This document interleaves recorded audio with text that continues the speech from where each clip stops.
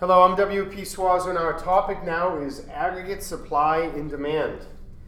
As you see, I start with nothing, but it is helpful that I explain everything as I draw it up. And one quick thing I want to say about aggregate supply and demand is that some teachers like to have it, not many, but some teachers like to have it right after supply and demand because they really lend themselves. Okay, so speaking of supply and demand, with supply and demand, I'll try to work more from the middle of the board.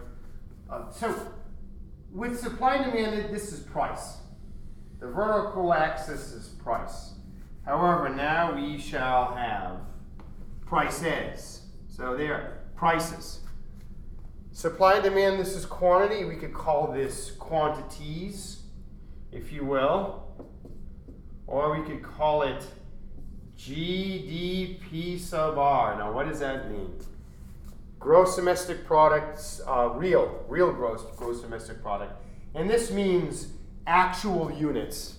We're not concerned about their prices. And this has to be done to separate both axes. Now, aggregate supply and demand is used to model two problems: unemployment and inflation. Let us begin with unemployment. Okay, so just like regular supply, aggregate supply travels northeasterly.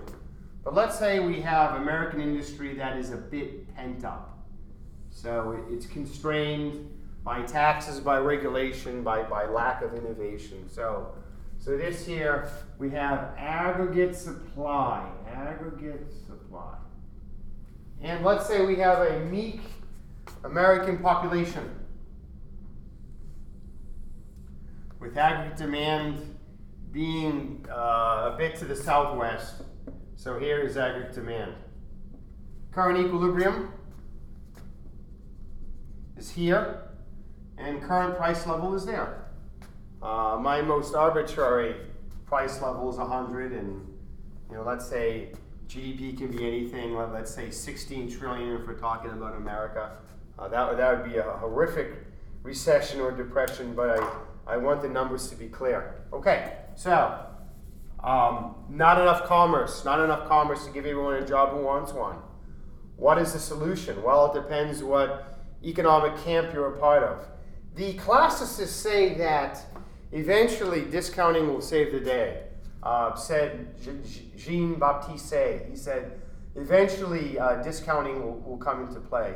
And what happens is eventually industry will become desperate enough and aggregate supply will begin to expand. So we're going to have aggregate supply prime. And with that, we will have more output and we'll have a falling price level. Notice that this graph is not drawn to scale. So the supply siders say that ultimately industry will become desperate enough that discounting will win the day, and this negative GDP gap will be plugged this way with American companies availing themselves. The chief criticism against that by John Maynard Keynes, he said that discounting is difficult, especially when prices are locked in by contract, especially when workers and other parties might react negatively to discounting. If you pay a worker less pay, he's going to do less work. So to them, this solution, to the Keynesians, this solution of expanding aggregate supply was certainly too slow and maybe didn't exist at all. So to the Keynesians, their solution was to start a spending party. In America, with private households, with private companies, and with international trade, certainly the government cannot order families or private companies or foreigners to buy more American products, so government has to be the icebreaker. So new government projects, new government spending, tax cuts and increase in transfers will cause aggregate demand to move northeasterly. And that too will create more commerce. However, the nasty side effect is a higher price level. Now, John Maynard Keynes was quick to point out, he said, rising prices during a recession. During a recession, there's plenty of slack in an economy, and price level will not rise, and if it does, it will only rise by a little bit. It certainly will be preferable to have a slightly higher price level and to have all these droves of unemployed, was the response of John Maynard Keynes. So there's unemployment, and there are the solutions. Now, to draw inflation, let me begin all over again. I'll draw it right in the middle. In class, where I don't have students not being able to pause videos, I usually budget my board space. Okay, so prices or price level. Output. Let's say we have big spending American population, and let's say we have a very available American industry.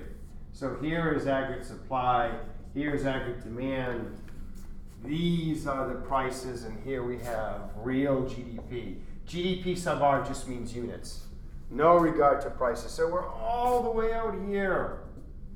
We're all the way out here.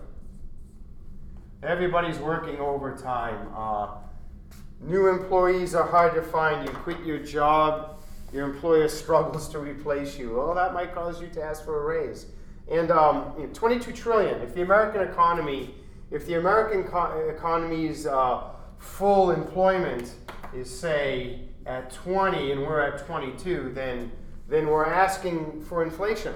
We're asking for inflation. If you are at work and you know that if you quit, your employer will be hard-pressed to replace you, then you might have the spunk to ask for a raise. You might have the courage to ask for more time off. You might have the courage to ask for some family time or daycare. So what the classic economists say is if an economy is being pushed beyond its capacity, if an economy is operating beyond its full GDP or its potential or where it should be, ultimately aggregate supply will begin to contract or retreat.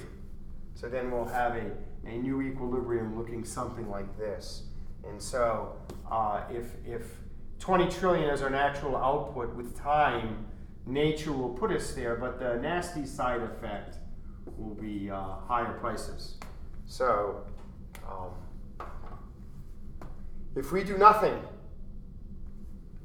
ultimately the economy will find itself back to full GDP, but we'll be left with a higher price level. We'll be left with a higher price level. So this is a negative demand shock. This is why Jimmy Carter, despite being a Nobel laureate, was a one-term president.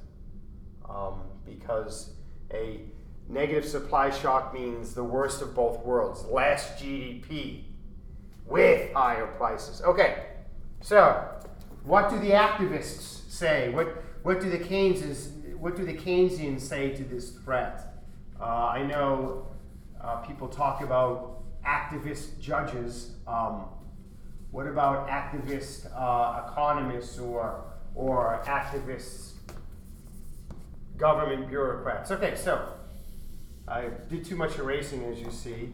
Let's say that inflation is still the threat, and we are at 22. Here's what the Keynesians posit. They say, well, if we are pushing the economy beyond its full or natural or potential level of output, let us be proactive and head off the problem before it happens. What we could do is we can increase taxes, we could cut government spending, we can eliminate some transfer programs that will make AD prime move to the left. And what we'll have now is we'll have a new GDP, but this time with lower prices. That is the Keynesian solution. Keynes didn't talk much about fighting off inflation. He talked about fighting off unemployment, but this is his medicine in reverse. And if you look at it, the result is we find our way back to full GDP. However, we're left with a smaller price level. So these are the two basic approaches to aggregate supply and demand. Hopefully this has shed some light on the topic, and thank you for watching.